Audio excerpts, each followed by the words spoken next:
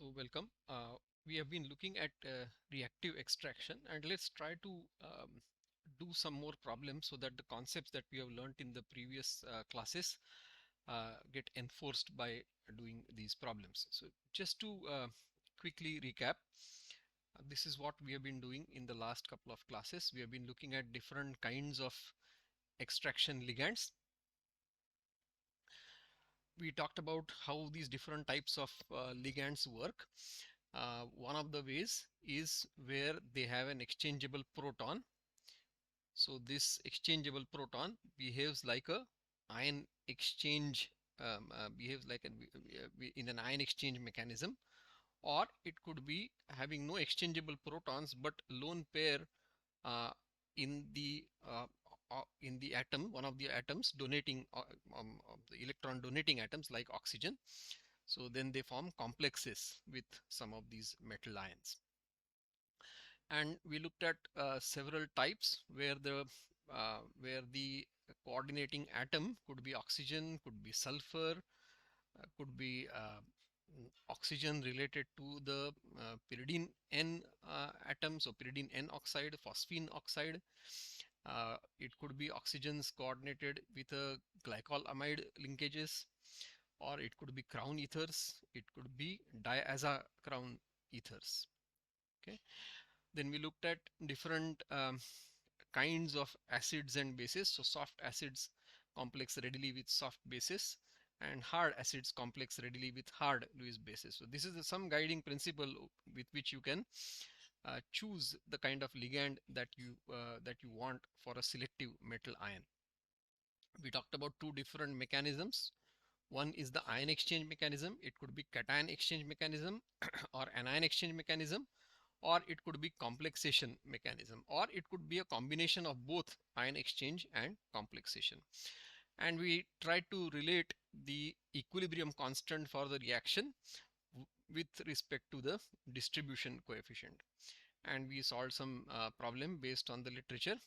We saw how the equilibrium constant and the stoichiometry can be determined by plotting this data. If you plot log of D, log of the distribution coefficient versus pH and versus the concentration of the ligand in the organic phase, you can calculate the equilibrium constant and you can calculate the stoichiometry N and X.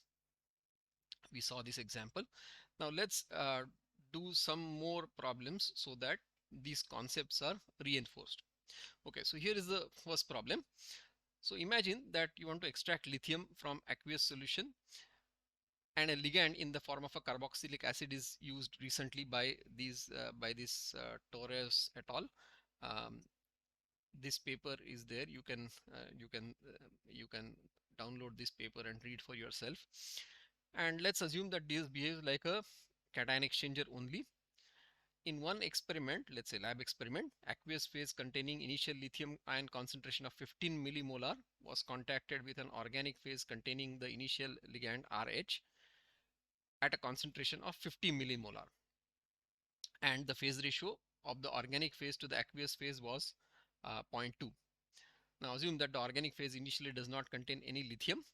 Equilibrium was allowed to be reached, and it was found that at equilibrium 10% of the initial lithium from the aqueous phase had got extracted into the organic phase, while the equilibrium pH of the aqueous phase was equal to 8. Okay, that's so this is describing one of the experiment that was done in the laboratory. Now based on this data, something else is being asked. What is asked is what would be the percentage extraction of lithium from the aqueous phase into the organic phase if the equilibrium pH of the aqueous phase was 12 with the same starting conditions. Okay, think about the problem. I want you to solve this problem on your own. So think about it, visualize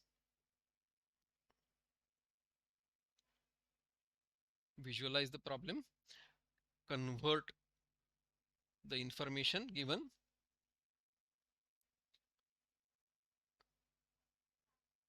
into a pictorial form, so that it is easy for you to understand, it is easy for you to decipher and apply the formulae that we have been talking about. Solve on your own, pause the video. Only if you have an answer, then only go forward. Okay, so here is the solution. So let us try to imagine what the initial condition was. Initial condition, we had aqueous phase and organic phase. So aqueous phase and organic phase, volume ratio of the organic to aqueous was 0.2. So if you want, you can take basis as 1 liter of aqueous, organic would be 0.2 liters. Okay. Initially, the aqueous phase had 15 millimolar lithium. So lithium concentration was 15 millimolar, and the RH concentration here was 50 millimolar. This is what is given, 15 millimolar. RH concentration was 50 millimolar. Now equilibrium is allowed to take place. So this, now the equilibrium is allowed to take place.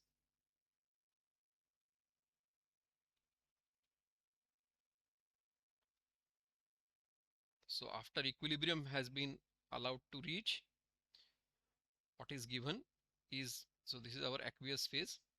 This is still 1 liter. This is 0.2 liters. Now 10% has got extracted from the aqueous phase into the organic phase. That means 90% is remaining. 10% got extracted. So we can say percent extraction. That's how you define percent extraction, 10%. So if 10% has got extracted, lithium ion concentration remaining would be 90% of 15 millimolar. That would be 13.5 millimolar. Okay, that is what is given to us. And pH of the aqueous phase is given as equal to 8. Right? This H plus ion concentration is equal to 8. Okay, remember what our reaction is: lithium in the aqueous phase plus RH in the organic phase. Ion exchange equilibrium take place. RLI goes in the organic phase and H plus ions come in the aqueous phase. So if we have to write KEX for this, how would we write KEX? KEX would be H plus in the aqueous phase, RH in the organic phase, divided by Li plus in the aqueous phase, and sorry, this should be R, the numerator should be RLI, the complex in the organic phase, and RH in the organic phase. Okay, now, so if I take the basis as 1 liter of aqueous and 15 millimolar has got reduced to 13.5 millimolar, so moles extracted would be 15 minus 13.5, which is 1.5 millimolar. Now this 1.5 millimolar of lithium has got transferred into the organic phase. So the concentration of lithium in organic phase would be 1.5 millimolar divided by 0.2, 0.2 liters. So this would be the millimolar, or which would be m millimolar, 7.5 millimolar. So that means now in the organic phase, let me put it in another color. By material balance, in the organic phase, our RLI concentration would be 7.5 millimolar. Now, but this RLI has formed, it has formed from the RH form of the ion exchange resin that was initially present. So now RH that is remaining, concentration of the remaining ligand in the H form would be 50 minus 7.5, stoichiometry, 1:1. One lithium requires 1 RH and gives you 1 RLI. So 50 minus 7.5 would be 42.5 millimolar. Okay. Now we have all the concentrations. Now we can work out the Kex. H plus concentration in the aqueous. pH is given as 8. So H plus concentration would be 10 raised to minus 8. RLI in the organic phase. RLI in the organic phase would be 7.5 millimolar.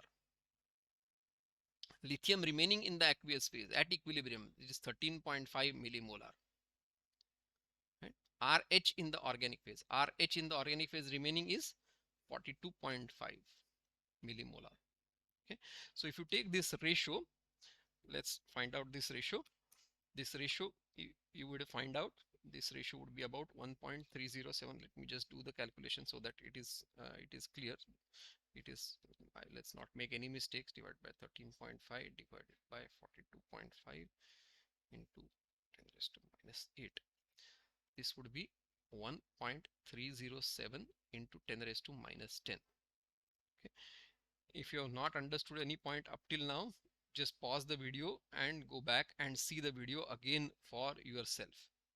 Now, what is the next condition? This is the new thing, new information and new condition. They want us to calculate the lithium ion extraction. Now everything else is the same. Look at this, everything else is the same. Only thing is that the equilibrium pH of the aqueous phase now is maintained at 12. Maybe we have added alkali to maintain this aqueous phase pH at 12. So now this is the same initial condition. Now it is a new condition where the pH of the aqueous phase is adjusted by, let's say, adding alkali if you want. Again, let us say aqueous and organic. Now let's say X millimoles of lithium get extracted. So assume we don't know how much lithium has got extracted. So let's say X has got extracted. So lithium concentration, ion concentration remaining in the aqueous phase would be 15 minus X millimolar. And H plus ion concentration would be, now the pH is 12, right? So H plus ion concentration would be 10 raised to minus 12. Well, wait a second.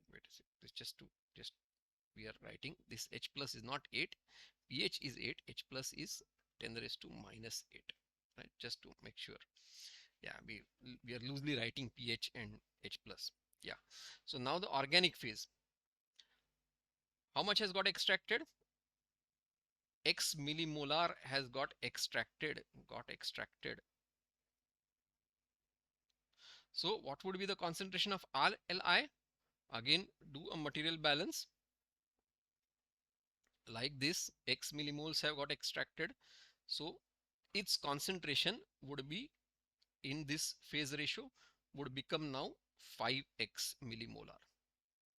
Just material balance. 1 into 15 minus X would be equal to 0.2 into whatever is the concentration of RLI minus 0.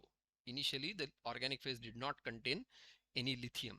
So that means now RLI would be, therefore RLI concentration would be 15, sorry, 1 second. So X millimolar have got extracted. So X have been transferred. So this should not be 15 minus X. This should be X millimolar have got transferred, right? So this would be X divided by 0.2 or 5X. Now what would be the RH remaining? RH remaining would be 50 minus 5X. Now again we can write Kex. If we write Kex now, H plus ion concentration now is 10 raised to minus 12.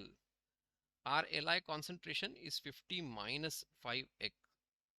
Sorry, RLI concentration is 5X. Lithium in the aqueous phase is 15 minus X.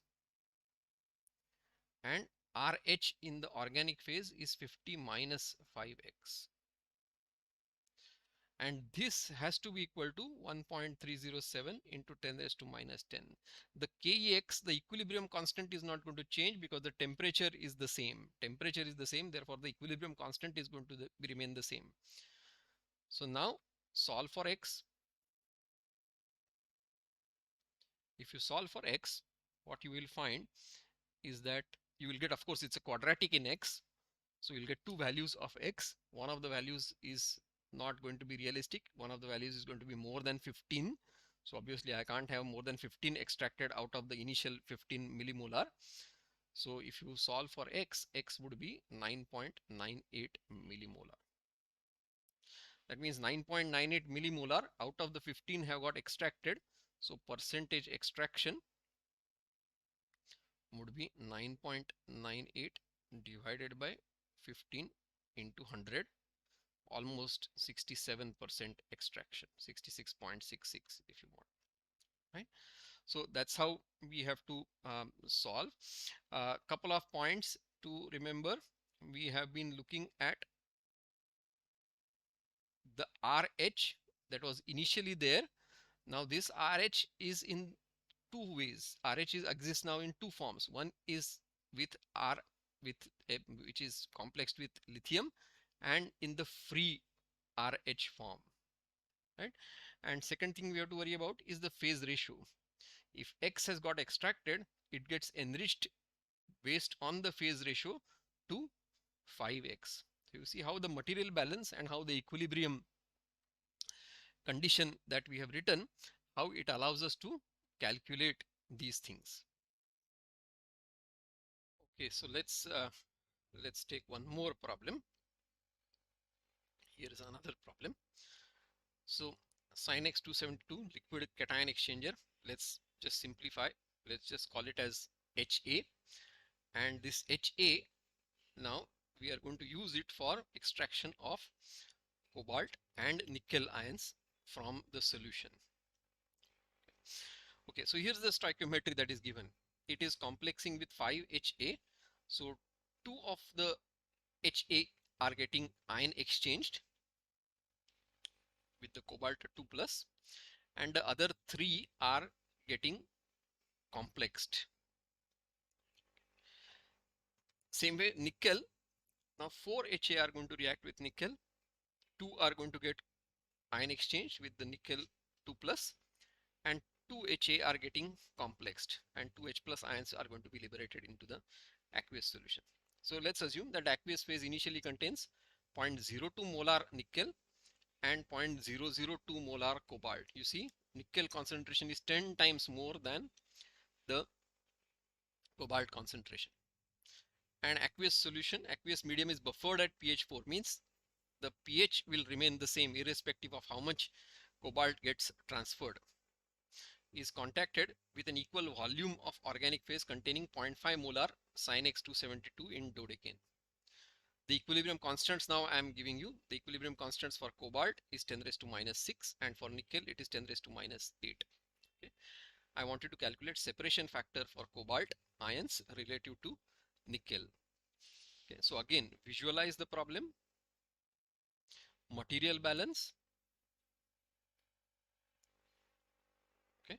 And recall what is separation factor.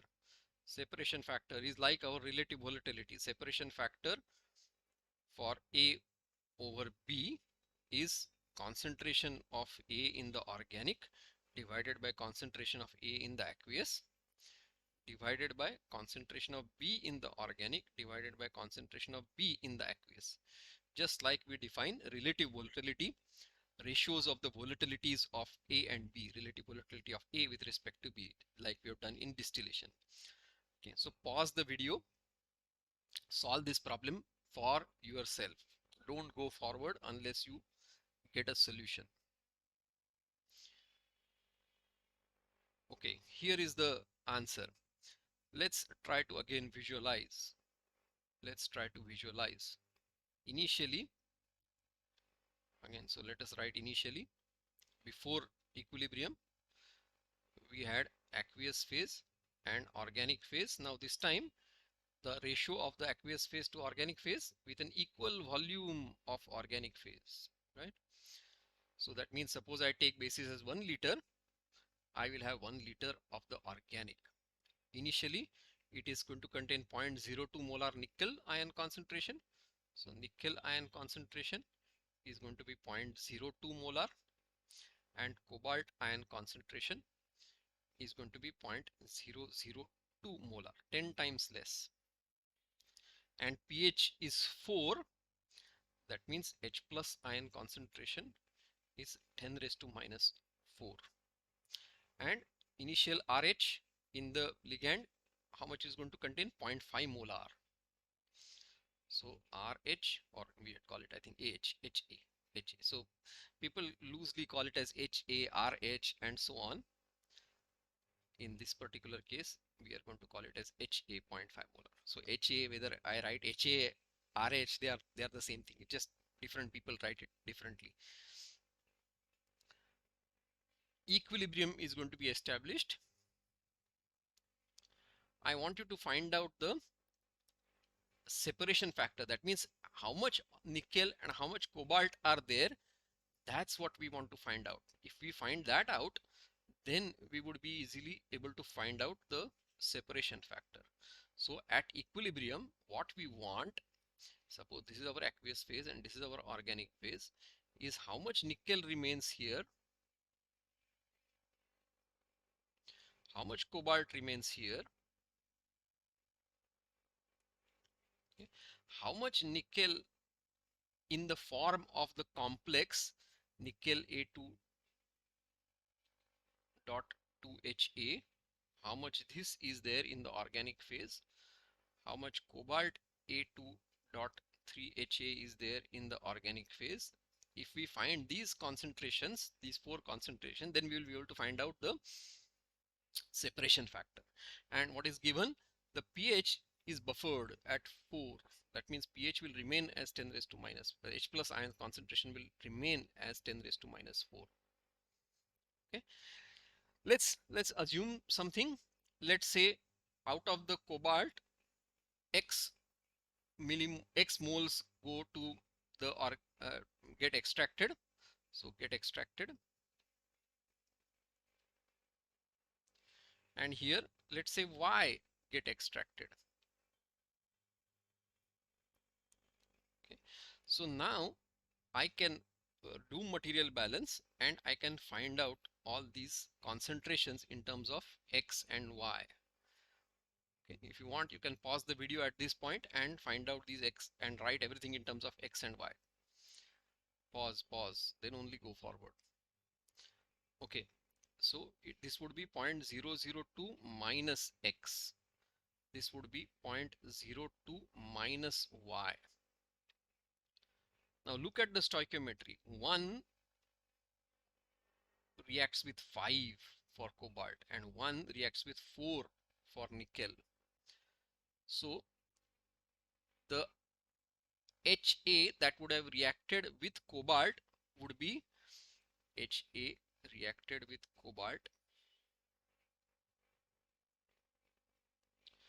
would be 5X.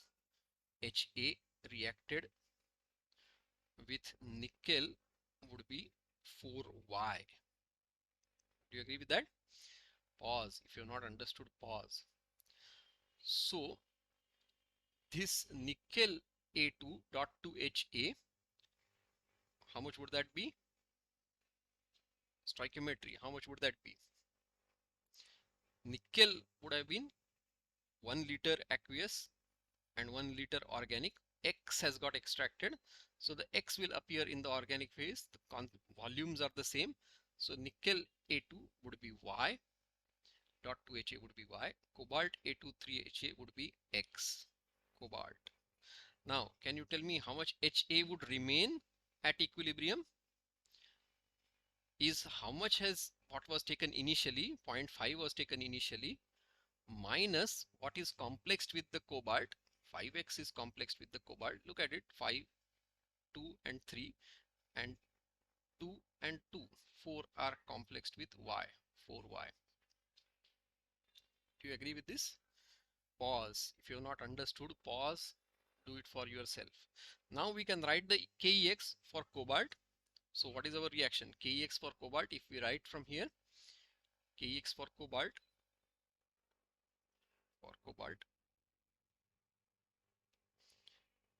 KEX would be, again right from here, H plus ion concentration square cobalt A2 dot 3Ha divided by cobalt 2 plus ion concentration and Ha raised to 5.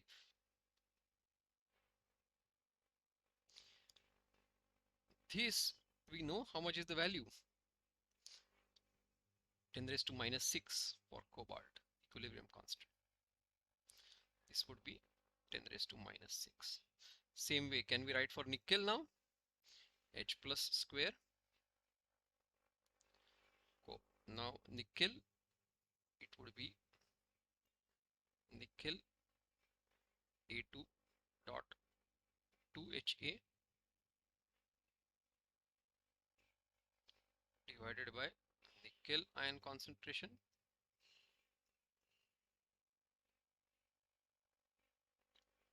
and Ha raised to 4.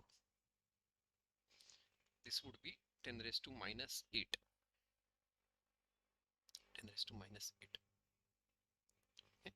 Let's substitute H plus square, first one for cobalt, and the right hand side is for nickel. H plus square, how much is that? H plus is 10 raised to minus 4. So this is 10 raised to minus 4 square. Cobalt A2 dot 3Ha, how much is that? X. Cobalt 2 plus 0.002 minus X. Ha is 0.5 minus 5x minus 4y whole thing raised to 5 is equal to 10 raised to minus 6. Right hand side, now we are for nickel, 10 raised to minus 4 the whole square. Nickel in the organic phase Y, nickel remaining in the aqueous phase 0.02 minus Y, Ha raised to 4 0.5 minus 5x minus 4y the whole thing raised to 4 is equal to 10 raised to minus 8. Okay, so we've got two equations now, two unknowns x and y. Can we solve? Try it. Okay. Here is one simplification. Look at the concentrations. 0.02 molar is the nickel concentration, 0.002 molar is the cobalt concentration, whereas the ligand concentration is 0.5 molars. Can we not say that the ligand concentration is very, very high as compared to the cobalt and nickel ion concentration? That means if that is the case, can we make an assumption that 0.5 minus 5x minus 4y is almost equal to 0.5? Okay, this is our assumption right now, just to solve the equations and see whether really this assumption is valid or not. Right? We made this assumption, remember earlier we had made this assumption while we were doing this problem. Do you remember this? If not, go back to the previous lecture. Here is that assumption. RH in the organic initially would be RH in the organic plus whatever has been complexed. And if RH in the organic is far, far larger as compared to the metal ion concentration, then RH in the organic at equilibrium is practically the same as RH initially. Recall, we had made that assumption.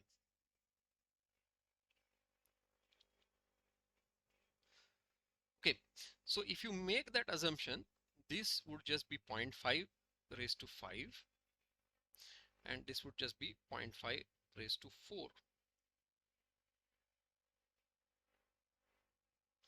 Now this is one equation in X, this is one equation in Y, very easily solvable. Pause and solve. Okay, so if you solve X, what you will get X would be I have just solved it, I'm just giving you the answer, you just check for yourself, 0.001515, and Y would be 0.176. Now we can go back and substitute, isn't it? Now we can go back and substitute. Let's put another color. This would be 0.002 minus x, 0.00151. This cobalt remaining in the aqueous phase would be 4.85 into 10 raised to minus 4. And nickel remaining in the aqueous phase would be 0.01824. Cobalt that has got extracted, that's nothing but x.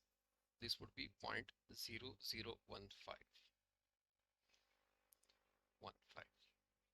And Y, nickel that has got extracted in the organic phase, would be 0.00176. Okay, is that clear? So now the separation factor for cobalt over nickel would be cobalt concentration in the organic 0.001515 divided by 4.85 into 10 raised to minus 4. That would be like the enrichment in cobalt.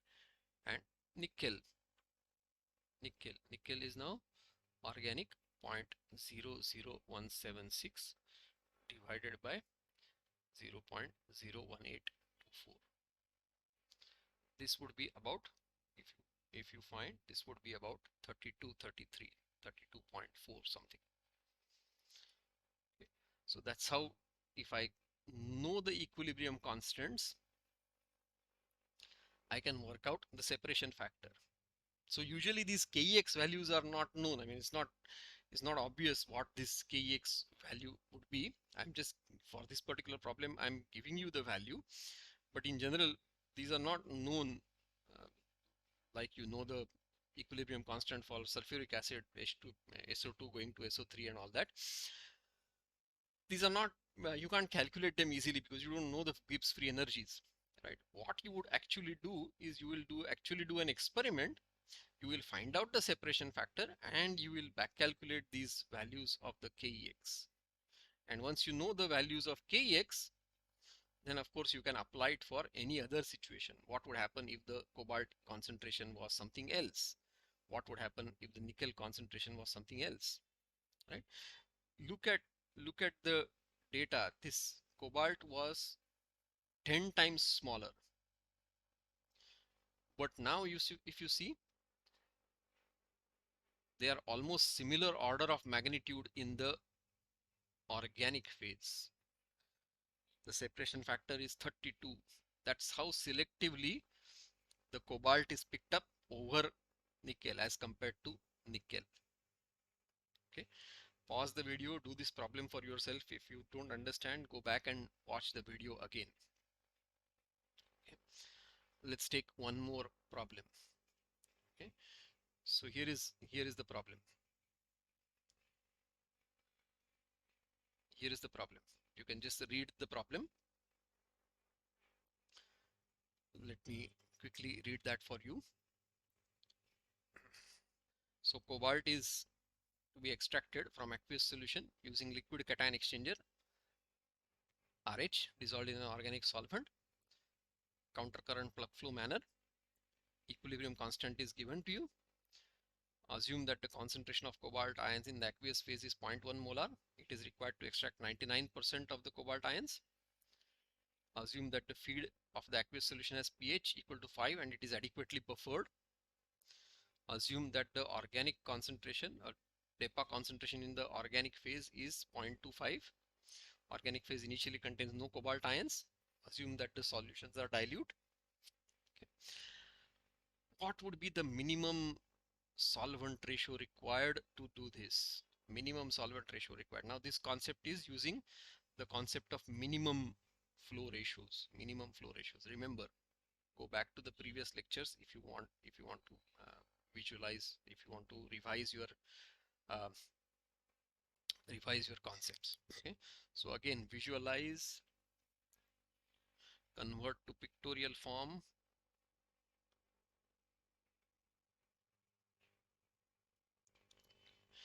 Do material balance, equilibrium. Okay. Now let's assume right now that this DEPA is only doing the ion exchange reaction. So the reaction is cobalt 2 plus, let us assume this right now, plus DEPA, so it is RH. This is going to, so cobalt is in the aqueous phase, RH is in the organic phase. I'm going to get cobalt R2. So essentially different from last problem is that we are saying that there's no complexation happening. DEPA is a fairly good strong ion exchange, liquid ion exchanger, and H plus ion is going to come in the aqueous phase. Cobalt R2 is going to be in the organic phase. So 2RH and 2H plus. Okay. Visualize, pause and do it for yourself. Okay, here is the solution. Let's imagine this is a column. Aqueous phase contains 1 molar cobalt 2 plus ions. 1 molar. 1 molar. It's sorry, it's 0.1 molar. Aqueous phase, so cobalt concentration is 0.1 molar. 0.1 molar. 0.1 molar. Sorry. This is 0.1 molar. Okay. Now cobalt concentration going out,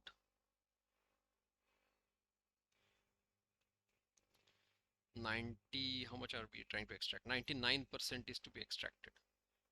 So cobalt concentration 99% is extracted. That means only 1% is remaining. 1% of 0.1 is remaining. So this would be 0.001 molar. Organic phase.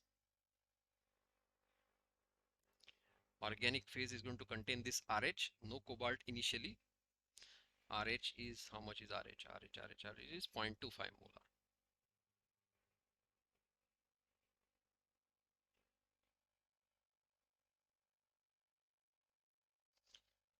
The organic phase going out, organic in, this is aqueous out, organic out. This would contain RH and COR2. Okay. Now remember what we are talking about, the concept of minimum phase ratio, minimum volumetric solvent ratio, minimum ratio of the volumetric flow rate of the organic phase divided by the volumetric flow rate of the aqueous phase. What we had done when we were doing simple physical extraction, concentration in the organic, concentration in aqueous, we had this equilibrium line, we had this operating line, right? This was the conditions at the bottom of the column, and these were the conditions at the top of the column. Okay. And when we made this phase ratio lesser and lesser, this operating line became like this, or it became like this, or it became like this, isn't it? And when did we say the minimum condition, minimum solvent ratio, is when this operating line becomes like this. That means equilibrium is reached at the top of the column. Equilibrium is attained at the top of the column. That means now these conditions here are at equilibrium. That is the concept of minimum solvent ratio. Okay, shall we write that? Okay, so we don't know the amount of organic phase that we have taken. So let's assume that this organic phase that we have taken is X liters. x liters. All right. Now, how much cobalt to be extracted? How much cobalt is to be extracted? It is 0.1 minus 0.001. It is 1 liter of the aqueous phase multiplied by, let me write it here. Cobalt extracted from aqueous phase is 1 liter multiplied by 0.1 minus 0.001. Do you agree with that? This is the molar concentration. So these many moles. All right. Do you agree with that? So 1.1 minus 0.001. Let's do that. 0.1 minus 0.001. This would be 0.099. 0.099 moles. If 0.099 moles of cobalt have disappeared from the aqueous phase, it must have appeared into the organic phase. But now the organic phase is x liters. Organic phase is x liters. So the cobalt concentration in the organic phase, which is nothing but COR2, this would be 0.099 divided by x. Right? So this COR2 would be 0.099 divided by x. Out of the initial 0.25 molar RH, 0.099 divided by x is the cobalt concentration. Look at the stoichiometry. 1 reacts with 2. It is appearing here. Cobalt is complexed with R2.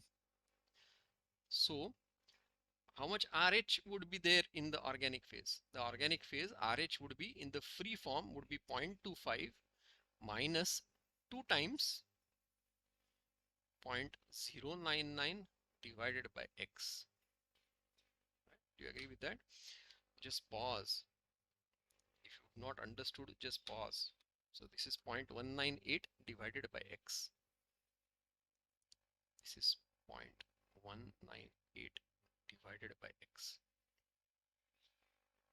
That would be the RH concentration. Now, equilibrium is reached at the top of the column. So if equilibrium is reached, then the KEx would be H plus ion concentration square in the aqueous phase, cobalt R2 in the organic phase, cobalt R2 in the organic phase divided by cobalt 2 plus concentration in the aqueous phase at equilibrium, wherever that equilibrium is reached, and RH square, RH in the organic square. And this value must be equal to 10 raised to minus 6.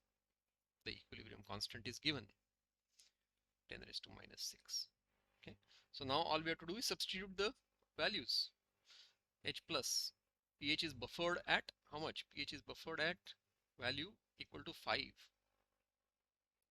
So H plus concentration would be 10 raised to minus 5 square. COR2 in the organic phase, it is 0.099 divided by x.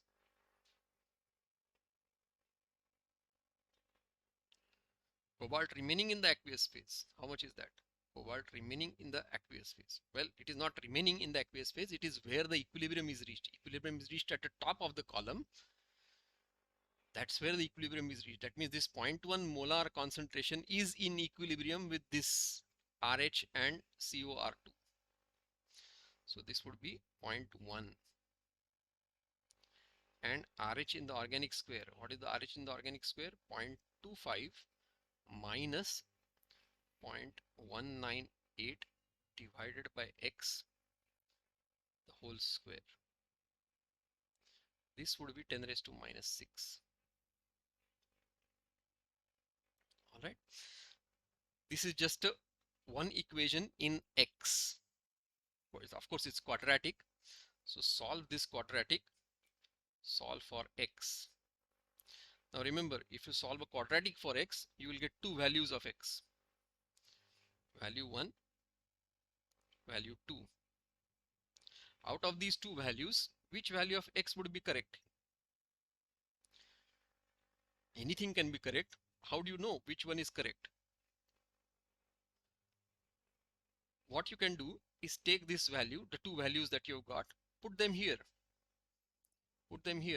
and find out how much cobalt R2 is there in the organic phase and how much RH is there in the organic phase. One of the values will give you an unrealistic value of RH. One of the values will give you RH being less than 0. Now obviously that is not possible. I have to have equilibrium.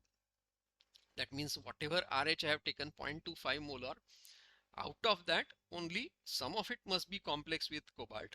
The remaining must be in the free form. Therefore the free RH cannot be 0. So that means this RH has to be always greater than 0. That means 0.25 minus 0.198 divided by X must be greater than 0. Do you agree with that? Do you agree with that? That means this must be, so point, let me not take shortcuts, 0.25. So that means this must be greater than 0. So that means 0.25 must be greater than 0.198 divided by X. So X must be greater than 0.198 divided by 0.25. So X must be, that means X must be greater than 0.198 divided by 0.25. That means this must be greater than 0.792. So you check which value of X that you have got by solving the quadratic is more than 0.792. That value is correct. The other value would be less than 0.792. Right? So this is how you would solve these kinds of problems. Dissociation of equilibrium along with reaction or reactive extraction. Okay, so if you have been able to solve, then go forward. If you have not been able to solve, if you have some difficulties, you can always go back and refer to this lecture again and again and see how these problems are to be done. So don't go forward in this lecture or the next part of the syllabus unless and until you solve these problems all by yourself and check with the answers that you get from here. Okay. Let's go forward. Let's go forward. Next thing that I want to talk to you very briefly is about how you can purify the solutes, in this particular case metal ions. So one of the ways, remember what we talked about, is we would have, let's say, an ore. We would dissolve that ore in some kind of an acid and we would have an aqueous solution of various metal ions. So cobalt would be there, nickel would be there, and so on. Let's say, for example, iron would be there. So many metal ions depending on what is the ore that we have taken. So then we will use the organic phase. We will do reactive extraction. We will separate out the aqueous phase and we would have the organic phase now containing selectively the ion that we want. The selectivity may be 100% or it may not be 100% selective. We may even do multiple extractions. So selectively, or a counter current extraction like this problem. So we would have selectively the ion that we want. But now it is in the organic phase, right? Suppose I want cobalt or I want nickel or I want lithium. Let's say lithium is there. Oops, sorry. Lithium is not 2 plus. Lithium is plus 1. So let's say we want lithium for making lithium batteries. So now I want lithium in the pure form. So one of the ways to do is to back extract this organic with an aqueous phase with a dilute acid, so that we reverse this equilibrium. we reverse this equilibrium. Now say for example lithium that we wanted, right? Now we take now the aqueous phase, whatever Rl lithium has come in the organic phase, now we make this equilibrium go backward and we get back the lithium. That is what is called, that is why it is called as back extraction. We could use, now the Rl is concentrated in the organic phase, I would use an acid in the aqueous phase and I will make this equilibrium go backward. So now I will get back my organic phase. So now after back extraction with a dilute acid or a strong dilute, in the sense, so the word dilute is, um, don't take it as dilute per se, uh, it has a sufficient concentration so that we reverse this equilibrium. So dilute, may the H plus ion concentration may not be large, but the H plus ion concentration is large enough as compared to the RLI so that the equilibrium goes backward. So now we will get back our aqueous phase with lithium and very little other ions. Let's say other ions where there cobalt, nickel, iron, they will be very little in this back extracted aqueous phase. And now we have the organic phase. Now that organic phase now contains RH.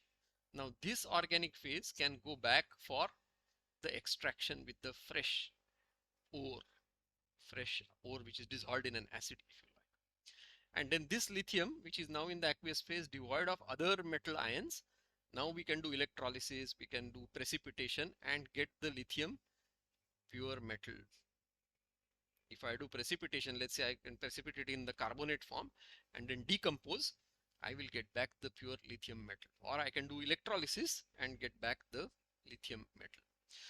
So for purification of, let's say, metal ions, what we need is one step of extraction with an organic phase and a back extraction. So the next couple of slides that we are going to see is how to do this extraction and back extraction. So let's say if you want to do it in the laboratory, this is how you could think about doing it. So this would be your feed aqueous phase. Okay. You would have the organic phase here containing the RH. Now you see this is in equilibrium. So now the metal ion will selectively get extracted into the organic phase and now it will get back extracted into this back extract phase. So again this, it will get back extracted here. This is also another aqueous phase and you see there is a partition.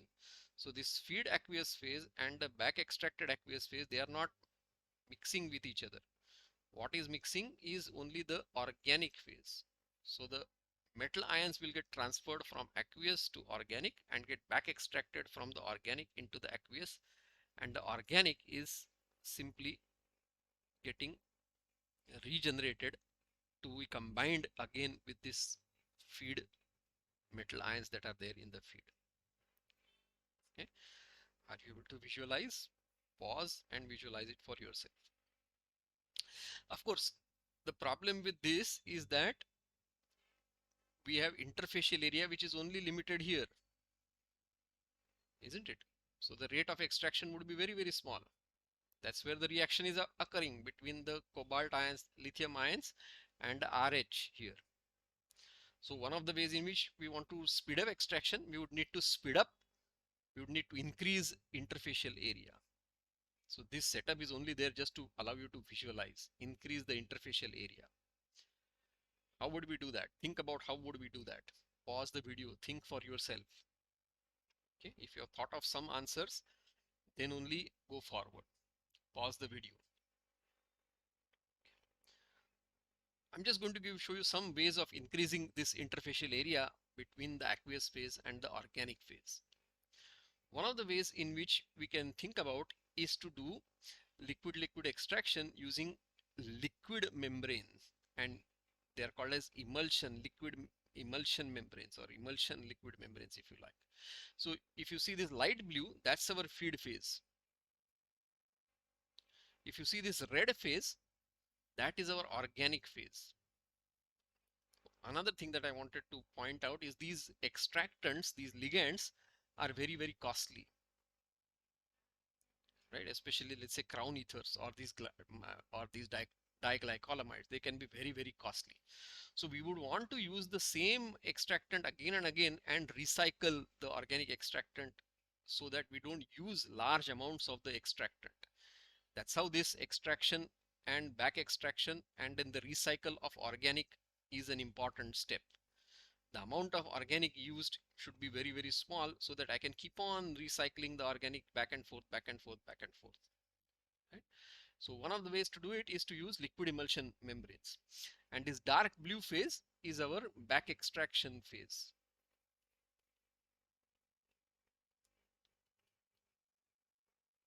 So what you will do for this is you would generate first of all a water in oil kind of emulsion. Oil in the sense the organic phase here. So you will have an emulsion in which there is a water droplet, the back extract phase, and it is encapsulated by the organic phase. And then you will take this and disperse it in to water again. So what you have is water in oil in water kind of emulsion. That's our liquid emulsion membrane. This is our liquid membrane. This organic phase is the liquid membrane.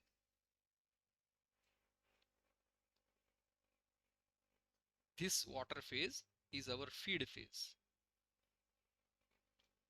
And this water phase is our back extraction phase.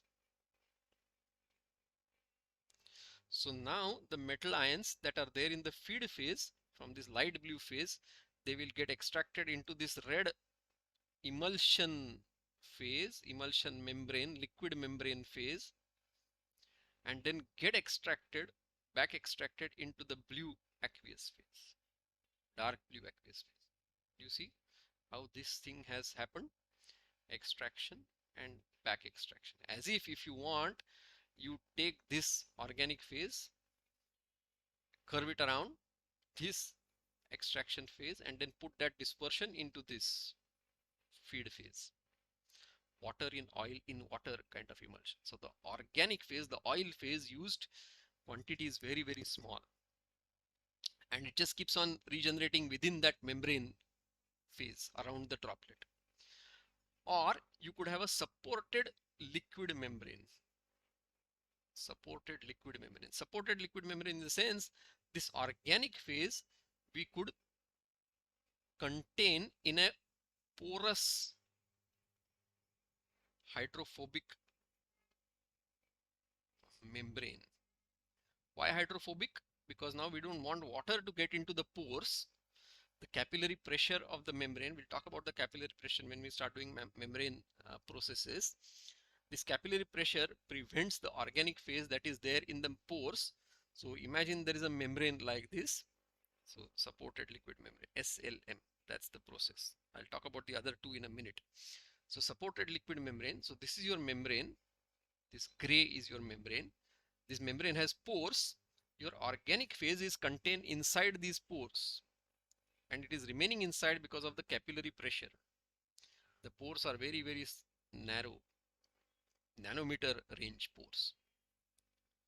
On one side of this membrane, you take your feed aqueous, and on the other side, you take the back extraction acid or the back extraction aqueous phase. So now your ions go from this feed phase into this organic phase inside the pore and get extracted into this back extracted aqueous phase. Okay, that's one way of doing it. Or second way of doing it is to disperse this back extraction liquid, back extraction aqueous phase into the organic phase.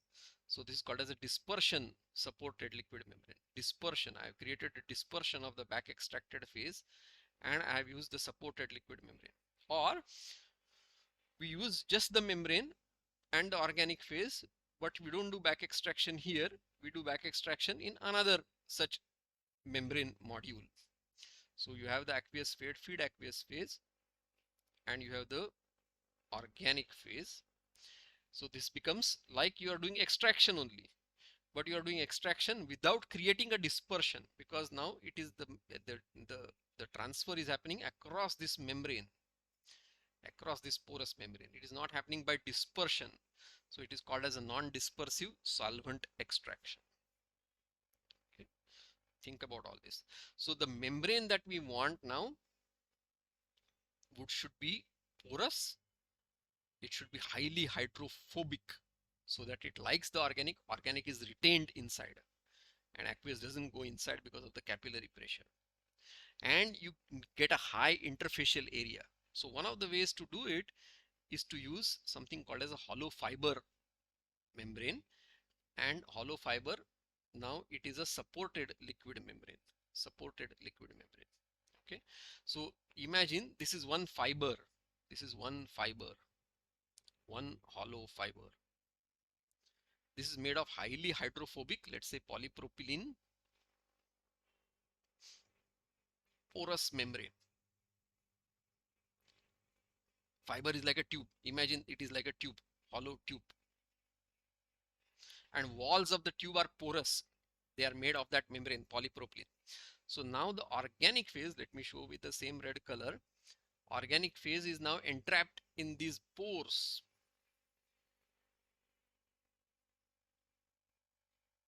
Are you able to visualize? One side of the membrane, so this becomes now our membrane. Inside the membrane, let's say, inside this tube, you put your feed. That's the light blue in color. And outside this membrane, in a countercurrent manner, you can put your back extracted aqueous phase, back acid phase. So your feed will go through these pores, go through these hollow fibers. The metal ions will get extracted. Let me put in another color. Metal ions will get extracted from this feed phase into the membrane phase, and from membrane phase back extracted to the outside. So mass transfer will occur from the inside of the tube fiber into the outside. Outside is your stripping phase. So you put your stripping phase here, back extraction phase or stripping phase. It's called a stripping phase. So mass transfer will occur from inside the fiber of the metal ions into the outside, the shell side. This behaves, if you have multiple such fibers, it looks like a shell and tube exchanger. That's how this hollow fiber supported liquid membranes would work. Visualize. Okay. So just to give you an example, this is a liquid membrane phase. Let's say I want to extract out lead ions from the feed phase. Now look at the feed and liquid membrane interface. At this interface, our 2RH and Pb would combine. So Pb2 plus aqueous plus 2RH in the organic would give you PbR2 in the organic and H plus in the aqueous, 2H plus. So this reaction is occurring at this interface. The forward reaction is happening at this interface. Now you look at the stripping phase. The stripping phase will contain H plus ions which are more than the H plus ion concentration in the feed phase, and that's how it will drive the equilibrium to the backward direction. So the same reaction occurs, but at the liquid membrane and the stripping phase interface, you get the backward reaction. And then the lead that you got extracted into the organic phase now comes out into the stripping phase. And then the RH is regenerated. This reaction is going to go back.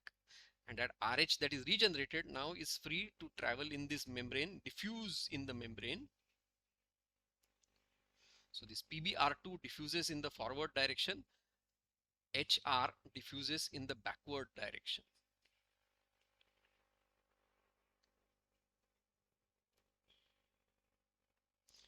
Okay, that's how the liquid membrane gets regenerated all the time.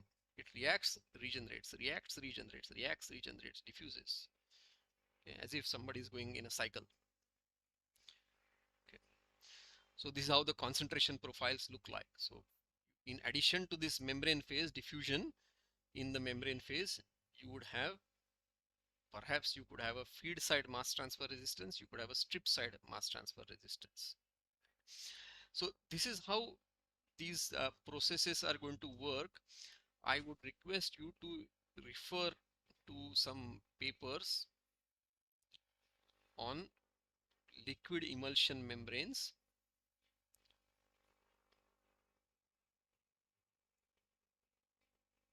and supported liquid membranes.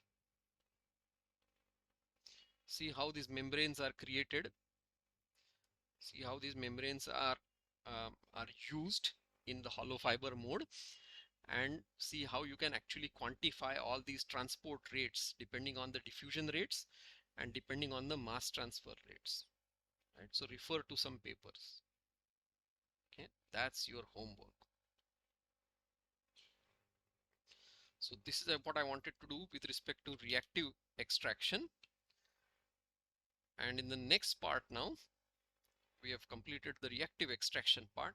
We'll look at one more kind of extraction which is called as dissociation extraction. So one of the solutes is dissociates. It is in acidic form or a basic form, so it dissociates, and along with this dissociation, extraction reaction is occurring.